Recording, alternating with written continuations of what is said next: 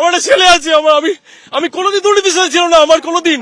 আমি কোনোদিন আজ পর্যন্ত আমার ক্যারিয়ারের জীবনে যত সততার সাথে আমার একাডেমিক মার্কস ভালো অনেক খেটেছি জীবনটা। তো যারা আমার সঙ্গে বছরের পর বছর দেওয়াল লিখন করলো, যারা বছরের পর বছর মিছিলে হাঁটলো, চুরি করলো কারা, টাকা নিল কারা, ঘুষ নিল কারা, আর যারা যোগ্যতার প্রমাণ দিয়ে পরীক্ষা দিল আজ তাদেরকে পথে বসাতে হলো। যারা বছরের পর বছর আমার সঙ্গে খালি দিদির মুখের দিকে তাকিয়ে দিদির ছবি নিয়ে যারা বাড়ি বাড়ি গিয়ে বললো যে অমুক এমএলএ ব্রাত্য বসুকে ভোট দিন, জোড়াফুল চিহ্নে ভোট দিন। আমি ইউনিভার্সিটি টপার, আমি রবীন্দ্রভারতী ইউনিভার্সিটি থেকে মাস্টার্স কমপ্লিট করেছি। আমি ইউনিভার্সিটি টপার, আমি ফার্স্ট ক্লাস ফার্স্ট, আমি গভর্নরের কাছ থেকে গোল্ড মেডেল নিয়েছি। তারপরে যদি আমাকে প্রমাণ করতে হয় আমি যোগ্য কি অযোগ্য, আমার কিছু বলার নেই। তো চাকরিটা আমি তাদেরই দেবো, আমার কোটার চাকরি। সে চাকরি আমি কাকে দেবো?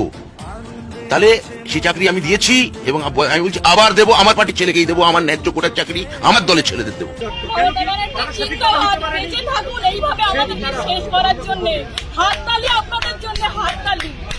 কার কি বলার আছে?